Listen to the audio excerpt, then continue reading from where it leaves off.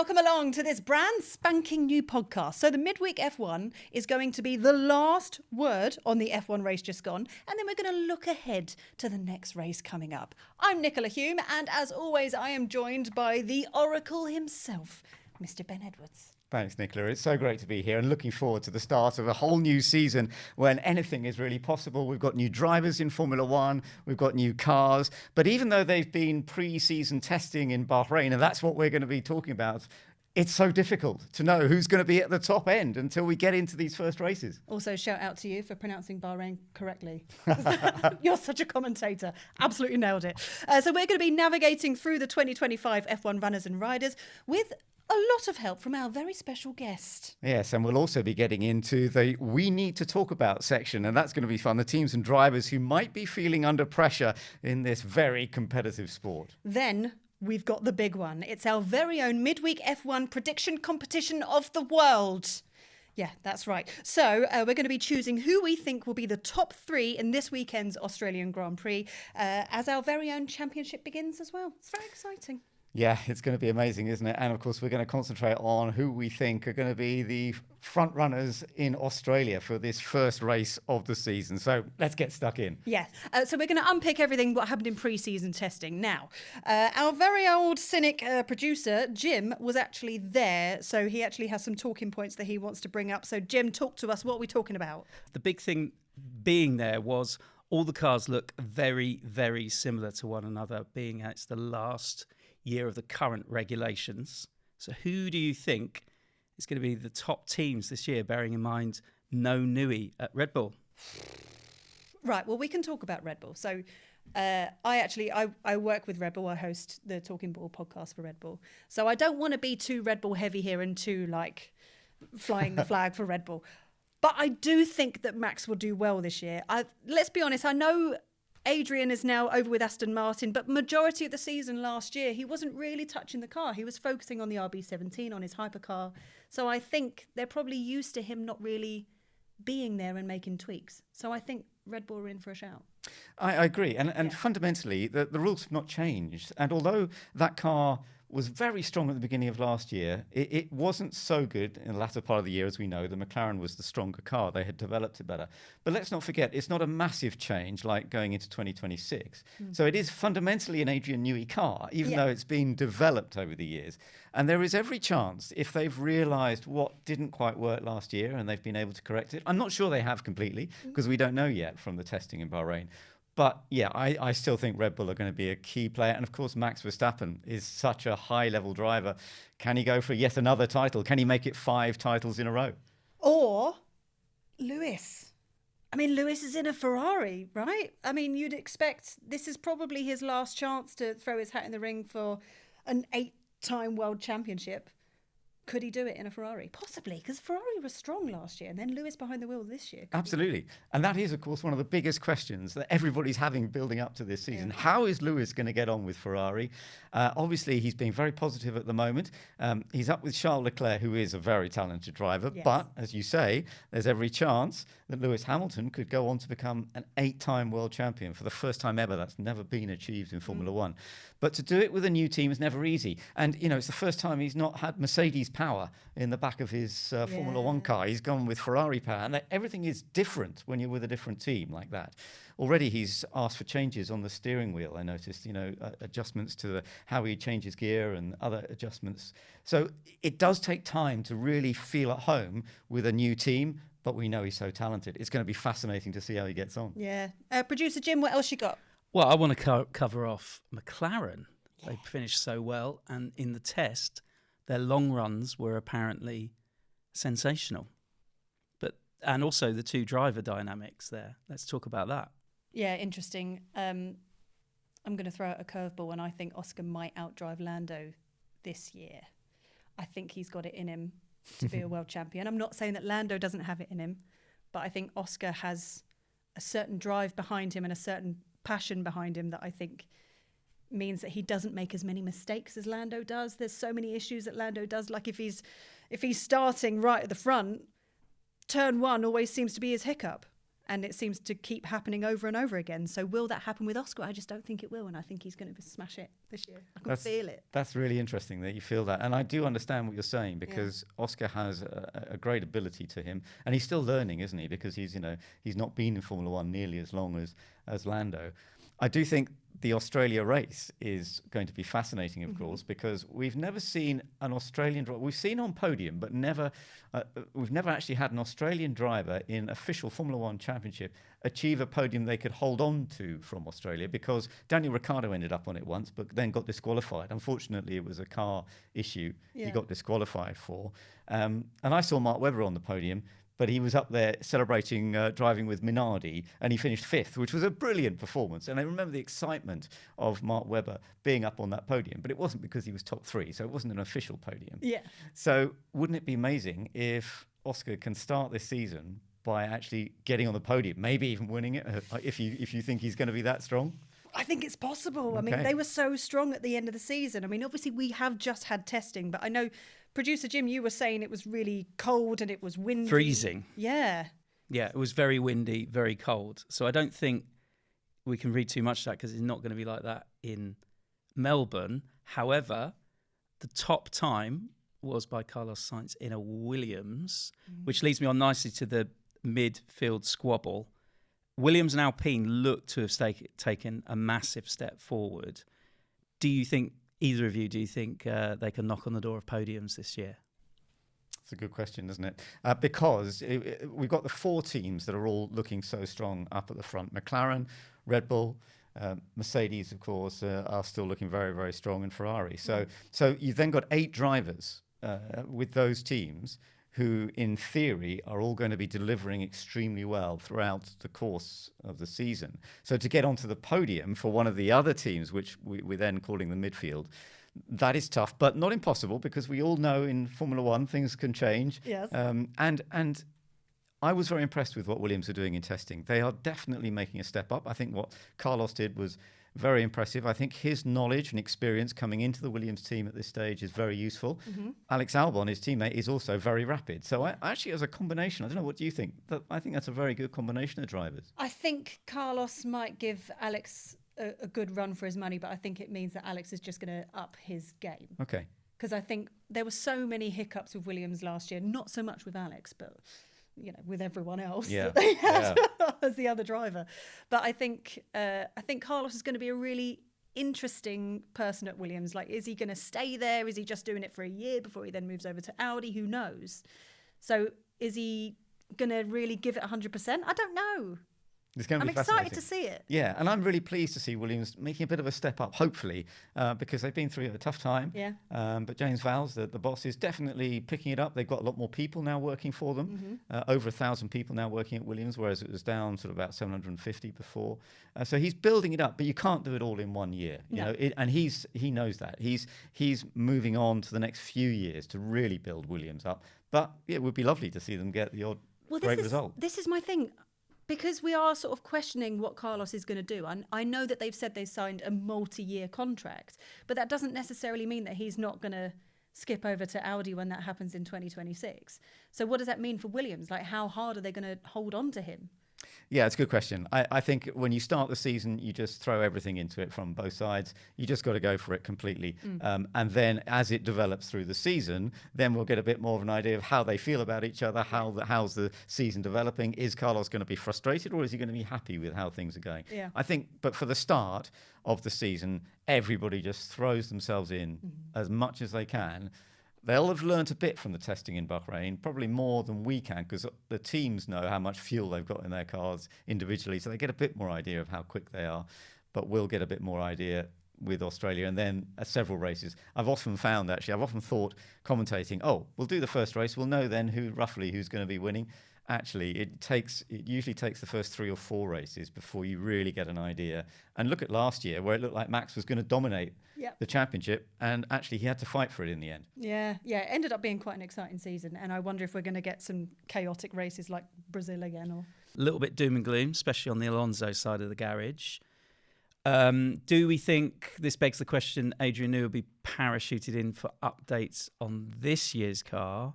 Or do you think he's just flat out for next year with the rule change? I think it's got to be a bit of both, isn't it? I mean, Adrian's got to get his hands on this car to understand how Aston Martin are working and how he's going to connect with the team and all that sort of stuff. So he's probably already hands-on, but there's not really much that he can do to tweak the car for this year. But yeah, next year will be the big move. It all just depends on whether Adrian wants to work with Lance. I don't know. It'll maybe be a tricky season for them this year, but then I think next year will be massive for Aston Martin with Adrian Newey taking over everything. Yeah. Thoughts?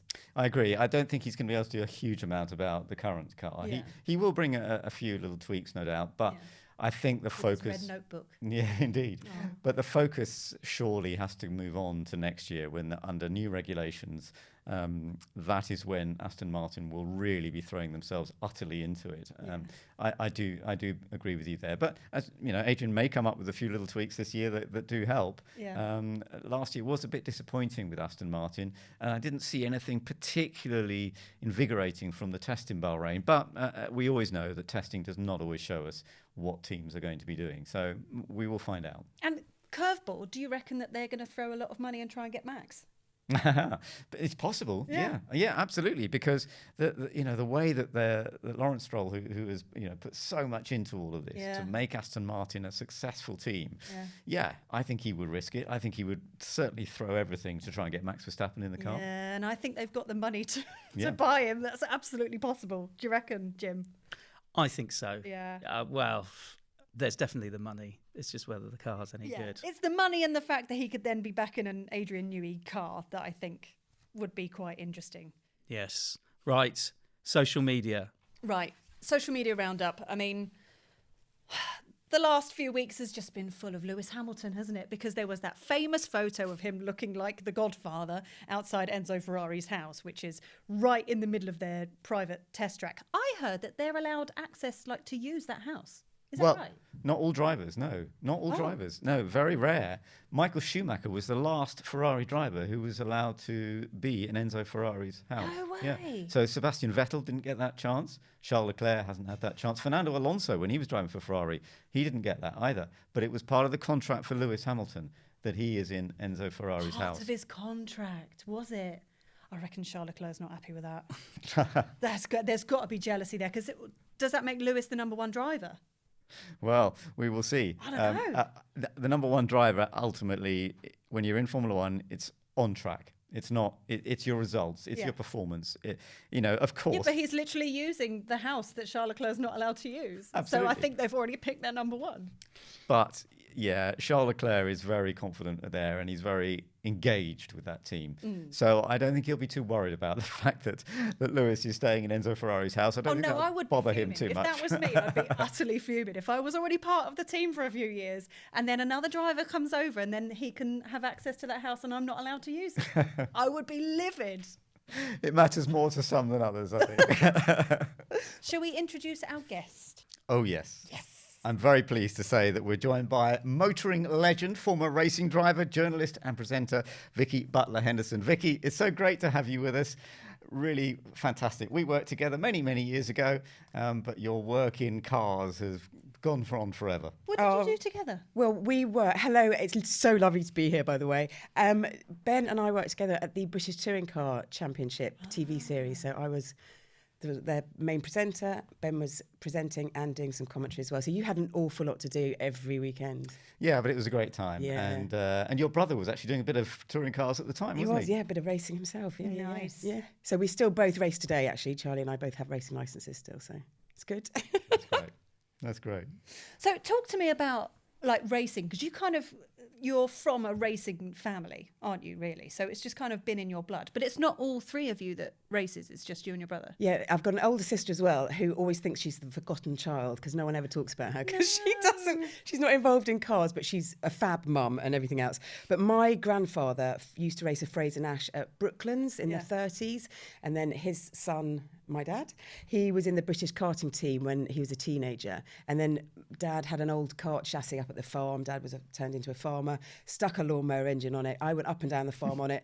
And it was thanks to him, he opened the door to motorsport for me. Yeah. And I was like, Dad, I really like this. Can we start racing? So we bought a proper kit and started racing at Rye House in Hoddesdon, which is where Lewis Hamilton eventually started his kart track as well. So I think Rye House, Hoddesdon kart track has got a lot to answer for. That's where it's at. That's really interesting because I grew up on a farm and I also drove a cart with a lawn engine as well, around a yard. That's how I used to sort of get into it a little bit. So it's fascinating. Yeah, started in a similar way. Yeah, but when did you first start your racing career? Well, I didn't do a karting race career because I couldn't really get into karting, but I started mechanicking actually for a Formula 4 team.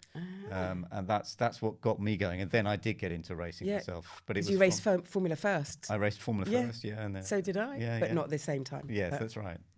Oh, see, I didn't have access to any of that. I had my dad made me a go-kart, which was a plank of wood, 4 pram wheels, brilliant, and a spoiler with 2 planks of wood, and then he'd push me up and down the road in North London. Well, what an engine he turned out to be, eh? Yeah, just his legs. It was great. Basically, Flintstones racing is what we did. It's great fun. Well, karting is always a great start for motor racing. There's no doubt. Yeah. So, have you raced any quite big names from? Well, the first kart race I ever did at Rye House was against a certain David Coulthard. Oh, great. Yeah. So he'd been racing for a bit longer than me. It was my first ever, as a novice race. Yeah. For me, I was, at the back, novice, and David lapped me.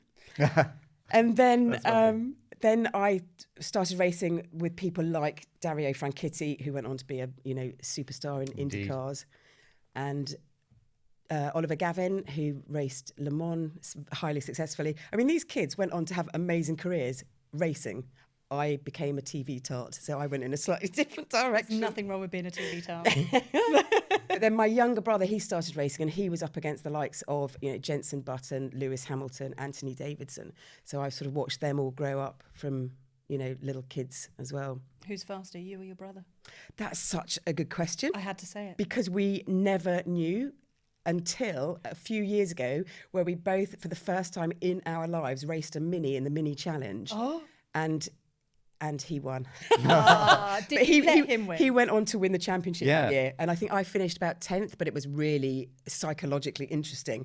I sort of qualified, say, 10th, and he was up front. And I'm so used to watching him. I was like, I can't worry about him up front. I've just got to sort my own race out. So it wasn't until sort of the end of the first lap, it was at Donington Park, that I managed to look up, see what was going on, assess it. I was like, oh, he's good, he's safe, he's fine. And then get back to it. It was really weird. That. Do you reckon he was also thinking of you, or was he just focused on his food? Of course, that's so sweet. Brotherly love, isn't it? Great. Yeah. So you had your racing career, you did loads of karting and stuff, but then also in terms of presenting and like the world of automotive, you then went on and hosted Top Gear.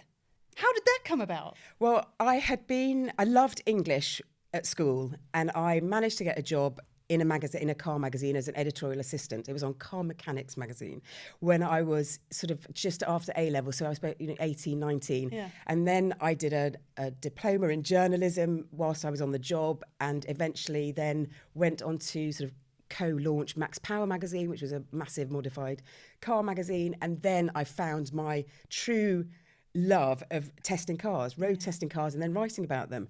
And then Top Gear were looking for a girl who could drive. The industry is so small, as we all know, and they'd heard about me, so I went, did a screen test, and that was it. And I love being able to slide a car around, talk about it, and give people a sense of what the car's like and a bit of fun along the way. Yeah. So I hope I do a little bit of that. Oh, I think you've always done it fantastically. And I've always thoroughly enjoyed watching you testing cars. And I've seen you on track, so I know how well you can drive a car. So you are pushing cars properly and getting a real feel for them. I think that's great. Oh, thank you, Ben. It's probably the only thing that I can quite successfully do. Everything else in my life is pretty rubbish.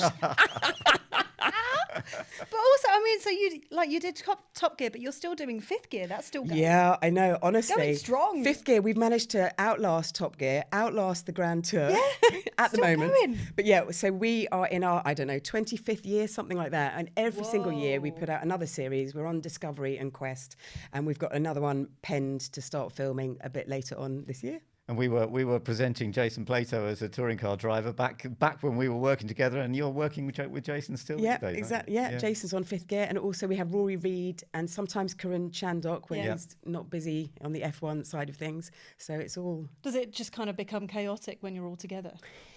Give us some behind the scenes. There are certain people who are, let's see, they need to be reined in a bit. Let's just say that. Are there divas? Yeah. No divas. Just mischievous little monkeys. Okay. That's all. Yeah. I kind of like that though. What else are you up to? What else is going on? So I also do a couple of YouTube channels. One is my own, and then another one is one called Driver Reviews. But you have to, if you put that into Google, that will come up with some sort of clubs for golf. Okay. So what do we put in? So Driver Reviews, Vicki Butler-Henderson, and then that will pop up. So that's a YouTube channel that is really hugely successful. It hasn't been going a year yet, and we've got something like 400,000 subscribers, which is fantastic. Wow. So it's just me reviewing a car every fortnight, slidey stuff, smoking tyres, and also some non-smoky slidey tyres as well. Nice. So it's a mix of cars. Great. Yeah, it's really good. Is there any particular car that you've driven lately that stands out to you? The new 911 GTS. So it's the slightly tweaked latest version of a 911, rear-wheel drive. You can get it in four-wheel drive. I didn't want that. I wanted the rear-wheel drive one. You want to go sideways? Exactly. And then managed to test that on a circuit, which was all, I had that all to myself. So it's really good.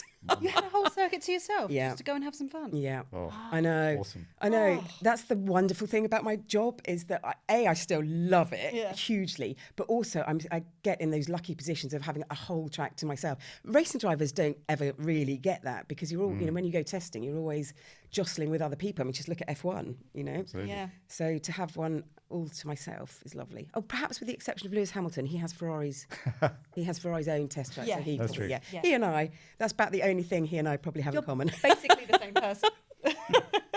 Well, that's great. So Formula One is what we're talking about, of course. So you've brought it in. What are your thoughts? We want to go through a bit of the batch, don't we, of all the cars and drivers. But overall, what are your thoughts of Formula One? Well, I'm a huge fan, always have been, and I'm very excited about this year because all the cars have not changed really. And as producer Jim was saying earlier on, they all look pretty similar. Yeah. The Red Bull is slightly on the wane. Ferrari could be on the way up. So the unpredictability of the podiums is what is exciting me because nobody likes to sit there for the 7th race in a row and going, right, Verstappen's going to win this one. Yeah. So the unpredictability, I think, is good. And we've got a whole host of new drivers as well. Well, yeah, so what we're going to do is we're going to go through the teams and just kind of chat about all the new drivers. Super. Who we've got lined up for the year. So we're going to start with Kick Sauber because they're the ones that finished completely last year. But you never know what could happen this year. So obviously we've got Nico Hülkenberg, which is... yes. The ladies' favourite. Very handsome, lovely man. And then you've got a brand new guy behind the wheel. So there's Gabriele Bortoleto behind the wheel, who I can't really have much of an opinion about because I've never really seen him in action. So have any of you seen him? Well, I'm impressed by him because he's following in the sort of way that Charles Leclerc, George Russell and Oscar Piastri have all done, in that they've won Formula 3, then gone on into Formula 2 and won Formula 2 and then gone into Formula 1. So, to be in that group of drivers that I've just mentioned, current drivers Leclerc, Russell, Piastri, we're impressed by all of them. I think there's every chance that Bortoleto is going to be very impressive. He was very strong in Formula 2 last year. Yep, I totally agree with that. Also, I think, though, that because Sauber is turning into Audi for next year, I just think that they're not going to be fully behind it. I think they're just going to be tickling along somewhere. But what a great sort of ground, a great year for him to start, and to be with Hülkenberg. He'll just claw anything that he possibly can. Yeah. And then we'll move over to Williams. So we've got Alex Albon, who's back. You a fan? I am, but I wonder if we've seen the best of him. I mean, I don't know what else he can give. If he was going to super shine, he would have shone by now. So do you think against Carlos this year, though, it might be? No? Oh, no. Carlos, the superstar. Yeah. Really. I just think if Albon doesn't outperform Carlos, I think he's gone, or at least gone way to the back of the grid for next year. That's my thinking. Interesting. It is interesting. I think Albon's got great pace and I think great ability, but Carlos is very intelligent, very smart. And in a race, you sometimes hear Carlos on the radio talking about what he thinks they should do next, kind of thing. When he was with Ferrari, he's very impressive at that. So it will be fascinating to see how that combination works. And then we've got V-carb. So we've got Yuki Tsunoda. Can you just unpack Racing V-carb? Visa Cash App Racing Balls. There we go. V-carb. Is it just like pick a name every year? Just see what you fancy? Yes, basically. Yeah. Yeah. Because it wasn't Racing Balls last year. No. RB. It was just RB. Yeah. But now it is Racing Balls this year. So it's all just a bit confusing. It is. But Yuki's back behind the wheel. Do we know how well Yuki's going to get on and where he can go after this year? Oh, I don't know. So he's a Honda engine this year. He won't have a Honda engine next year if he stays with that team because Ford is coming in. Yeah. I'm wondering if the writing's on the wall. And yet he did develop quite well, didn't he, over Yeah. this last year? I mean, there were times when we were wondering, but he outperformed his teammates, even though his young teammate, Liam Lawson, is the one who's managed to get the move to go with Max Verstappen at Red Bull. But he has driven pretty well. It's going to be interesting. He's got a new teammate, Isaac Hadjar from Formula 2, who was battling for that Formula 2 championship with Bortoleto, but didn't quite make it. But he is obviously a talent as well. So it will be fascinating. But as you say, Tsunoda may have to find a completely different team after this year, and he's going to have to really show what he can do this time. But how, when the Honda thing is an issue? I mean, because Honda are going to start giving engines to Aston Martin. Yeah, I know, but I mean, he's such a great Japanese driver for the Japanese brand. And backed by them. So, Yeah, exactly. So moving on from the Racing Bulls, let's move on to Haas. And we talked a little bit about them in the past, of course, but Esteban Ocon, who's moved from Alpine, he went from Alpine before even the last race of last year, and Oliver Behrman, who was so impressive standing in for Carlos Sainz early last year. What do you think of that pairing? How do you think that's going to work? Well, if I had to rate my favourite drivers, Ocon would be at the bottom. Oh, wow. I know, just because having watched Drive to Survive over the years, Is it the attitude? I've seen some attitude, exactly, that's gone on, and that doesn't quite, fit with my preference of a character. Fair. Yeah, so I think I think this is his last chance as well, to a certain extent. And if he doesn't do well, he'll be off to some sort of saloon series or Le Mans or something like that. He had so a couple of step good down from moments F1. last year, though, didn't? I mean, Well, you Brazil. root for him on that, honey. You can do that. I'm just trying to, be polite. He had some nice moments last year. Yeah. And then also he didn't. Yeah. So, Yeah. yeah. Exactly. And Ollie? And Ollie Behrman, I mean, Essex boy, come on. But I do believe he's in Monte Carlo now, though, darling. And he went to Italy early in his life, so that had a slight effect on his accent. Yes, as well. Exactly. Yeah. If only he could come out with some sort of Romford accent, it would be lovely. Give him a minute. Yeah, exactly. But I'm fully backing the Brit on that one, 100%. And he's just exciting, really exciting, because he's shown that he has got the intelligence to bring the car home. He knows what to do, and he's quick. So I think I'm expecting him to outshine Ocon. Okay. Well, that's going to be one to watch. Definitely. Pretty bold, yeah. Very bold. Yeah. And obviously we've got Alpine, who seemed to get a little bit better as the season went on. Who knows how well they're going to do this year. We've got Pierre Gasly behind the wheel, who I think has had a hair transplant. Looks like it. Looks good. We don't know for definite, but I'm just throwing it out there. It looks lovely, which I think is a positive. You feel free to answer me. I'm just going to chuck you a spade and tell you to keep digging. I'm just saying, social media has been all over it and saying it looks like he's done his hair. I mean, it's not a bad thing because everyone gets it done, but I think it looks lovely. But he's got a new hairline. It looks good. He can do no wrong in my book. Aerodynamics. Gasly. Good. And he's got Jack Doohan alongside him, who we spoke about a little bit earlier on. Yeah. Yeah, poor Jack. His eyes are going to be out on stalks for the first few. You're worried races. about the fact that he's under pressure already, you mean? And yeah, exactly, because it's so new. He is going to be like a rabbit in the headlight to a certain extent. All of a sudden, he's up this top of the world motorsport, and he's got rumours swirling around already that he's going to lose his seat. Yeah. That's really unkind and not on in my book. Yeah, that'll be a really nervous start for him, I think. But hopefully he can just rise above it and smash it. He will have to. But not literally smash it. No. He'll be fine. Then Aston Martin, of course, a team that has one of the most experienced racing drivers anywhere in the world. And it's actually, we're going into this, 24 years since his first Australian Grand Prix as he goes into the one this weekend. Yeah, Fernando Alonso is remarkable. And Lance Stroll, of course, alongside as ever. What do you reckon? Right, Fernando Alonso, I cannot believe he's only ever won 2 world championships. That is a travesty, really. That's just awful. Lance Stroll, what has he got to do to be kicked out of his seat? What's he got to do? I mean, last year he punched up his... there was a fracas in the pits with his trainer. Yeah. So, and you know... And he drove into the gravel last year. Do you remember that? Yeah. Just drove into it. Just stopped in front of it and then just drove into it. Yeah, he's... I don't know. Poor Fernando, because I think he really wanted Aston to do so well, and they were on a good trajectory to start with when he joined. But he has said that he is in it for the next 2 years. So at the end of 2026, then he'll make a decision as to whether he'll carry on. Let's hope that he wins a world title and Lewis wins one, and then everyone's happy. Then the old guard can move on. So are you thinking then it will probably have to be Lewis for this year, because that won't happen to Fernando this year? That is probably the most likely outcome And then Fernando next year. In my dream. Well, we're talking about the team that Lewis has left, of course. Mercedes next. George Russell. He now effectively becomes the number 1 there at the moment with Kimi Antonelli, who is one of 4 drivers who are under 21 years old coming into Formula 1. And apparently that's the first time on the entry list that we've seen as many as 4 drivers under the age of 21 coming in. Wow.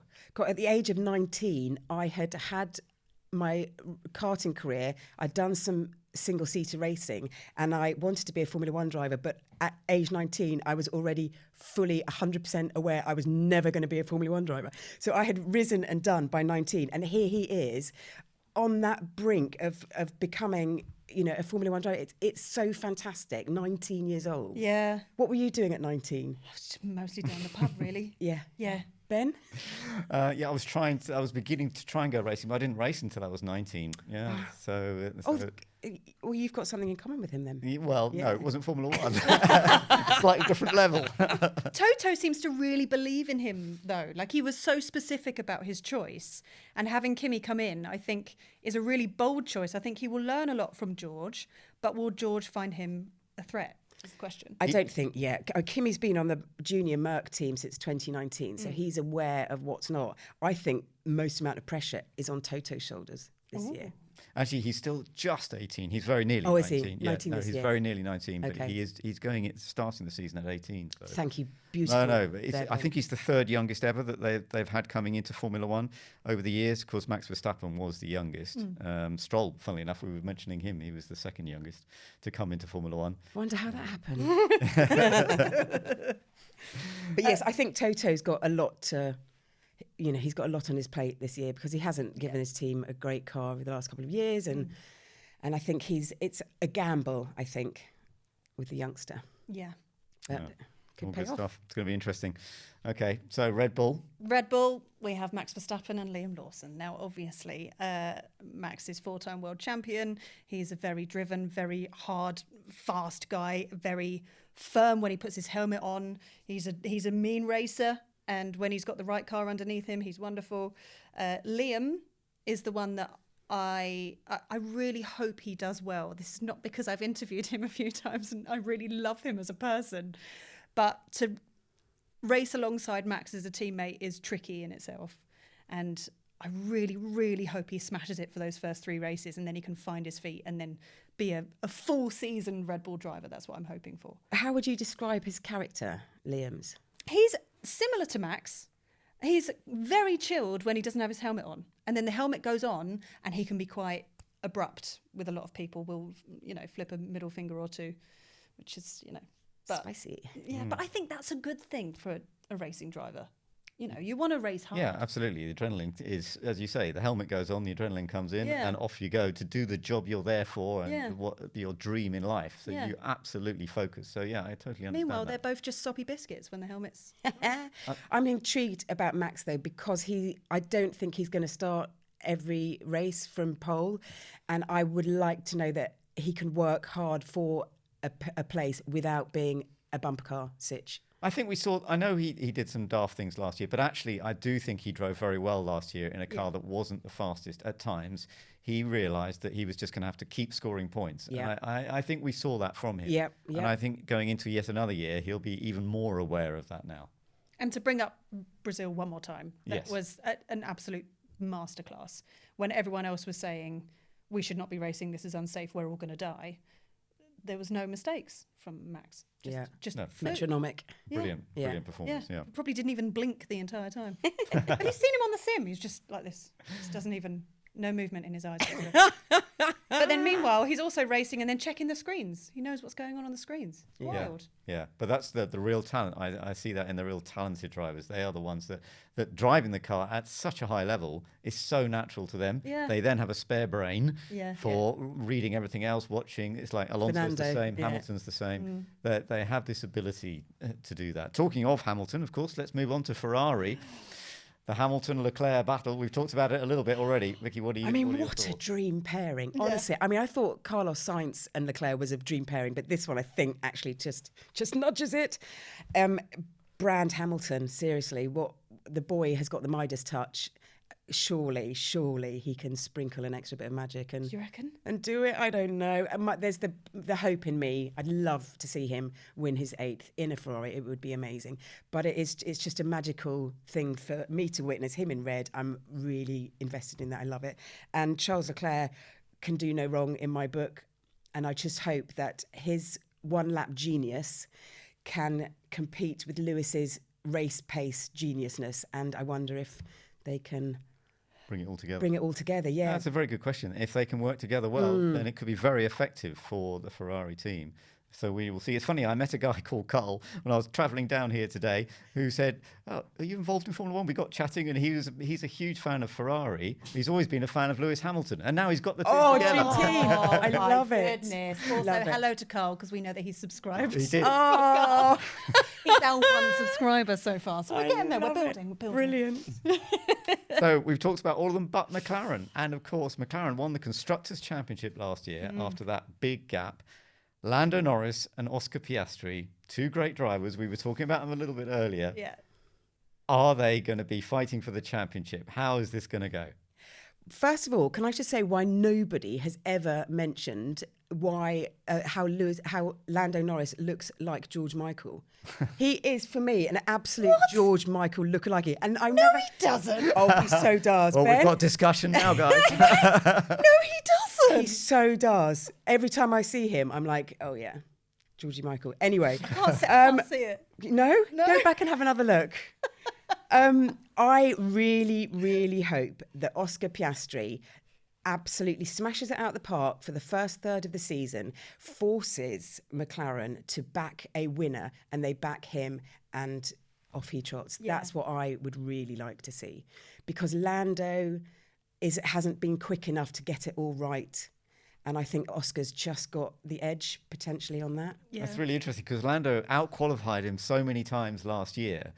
The key that I think Oscar has to find is getting qualifying better. He's a good racer, brilliant overtaker. The couple of things that he did last year, particularly Baku, the move he made in Baku was brilliant.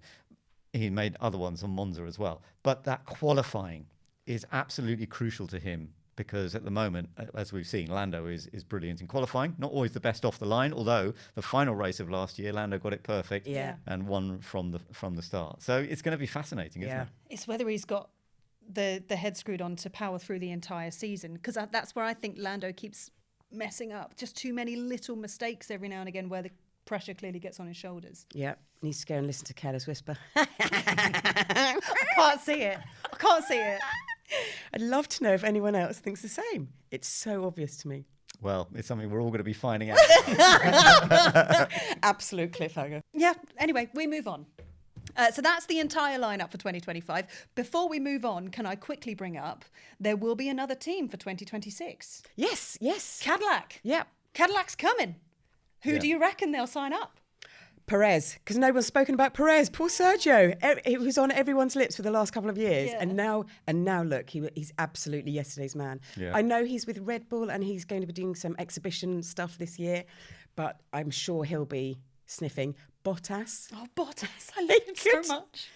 he could do something for next year. But I just love the fact that there's another team, another 2 seats. Let's get these youngsters up and in, you know. Oh, so you want the youngsters in, but you Yeah. just named the older lot. Well, you know, a big mix match. Jack Doohan, he's probably going to need a job for next year by the sounds of things. So sign him up. Fine. So I think it's only fair, now we're going to start looking ahead to Melbourne, that we do our World Championship of the World. World Championship of Let's go with that. So this is our prediction. This is how it works, right? So myself, Ben, producer Jim, and our guest will put in a prediction for the top 3 for the upcoming race and who will get the fastest lap. If you get the first place right, you get 6 points. Second place is 4 points. Third place is 2 points. And if you get the fastest lap right, then you get a point. Now, you are our first guest on the guest category. So you're kind of setting the bar for all future guests. So no pressure. Could I set it really low? Please do. Yeah, thank you. Shall I go now? Go for it. So my heart is ruling my head a little bit, but Oscar Piastri 1, Lando Norris 2, George Russell 3. Oh. Fastest lap, although fastest lap doesn't get a point in real life this year anymore, does it? It does It's the on this rules. But on this show, Yeah. I'm going to spread bet Lewis Hamilton. So I've got Okay. 4 chances of getting some points here. You're going Sounds double good. McLaren. Interesting. Thanks. Bold. Producer Jim? I'm going double Ferrari. Oh. Yeah, that's how much I've bought into this. I'm going Charles first, Lewis second, Oscar home podium third, with Verstappen fastest lap. Again, a spread bet. Yeah, I think that's probably a fair way of doing it, the spread bet thing, which I haven't done on mine. Ben, do you want to go? Mine's actually not too dissimilar from Jim's because I'm going for Charles Leclerc as the winner. As I was saying, he's had good success there in the past. I'm going for Oscar Piastri finishing second, getting a podium for an Australian driver there. And I'm going for Max Verstappen third with fastest lap Lando Norris. Interesting. So I'm going P1 Max. This is not because I have a contract with Red Bull. This is because- Yes, it is. no, it's not. I genuinely think Max will do it. I'm going P2 George because I think testing, he seems pretty quick. He feels pretty confident. He's going in as number 1 driver. He'll be pretty cocky. I think he'll go in and he'll do pretty well. P3, I'm going for Oscar because home race, and I think he's going to outdrive Lando. And then fastest lap, I'm giving to George, I think. Interesting, we've all gone Oscar. Yeah, it's partly because it's Australia and we would Yeah. love to see him go well. On the other hand, there can be the issue that you're actually under more pressure when you're at your home event sometimes. Yes, of course, Charles Leclerc got there as we were speaking earlier about his home event at Monaco last year. Sometimes, though, you are under increasing pressure, but I think Oscar Piastri's got that coolness to him to deal with that quite well, don't you? Yeah, I do. And Jenson Button never won at Silverstone. No, So there is that home absolutely. home worry. Yeah, exactly. It can be a problem sometimes, Yeah. but I think we would all love to see Piastri on the podium. Yeah. That would be magic. It Yeah. would be amazing. And I think we all can agree that we think he's going to be number 1 McLaren driver for the year. No, I think that's an interesting one. That's a really Do you interesting disagree? one. You're reacting like you disagree. I don't know. I'm honestly a bit open about this because I think Lando still has the ability to develop further. Yeah. And Oscar, I am very impressed with Oscar. What he did, last year was brilliant. But I'm not 100% sure how it's going to go between Norris and Piastri this year. And I think that's one of the most fascinating aspects. There's so much that we've been talking about, especially Hamilton, Leclerc. But there's no doubt that Piastri versus Norris, 2 same drivers for that strong McLaren team, it's going to be really interesting. Wise owl, Ben. Yeah. We shall see. We were talking about owls earlier, weren't we? We were. I rescued a tawny owl from my garden this week. Shall we finish on your fun fact about owls? Oh yeah, fun fact about owls. Why do owls have such twisty heads? I don't know. Because their eyeballs don't actually move in their sockets. Well, there we go. Finishing on an interesting fact. We're now going to make that a thing every week because we can. But thank you very much for joining us on our first episode of Midweek F1. Thank you for being our first guest. My absolute pleasure. Yeah. So we'll be back same time next week where we'll be discussing what happened in Australia and looking ahead to... China coming up.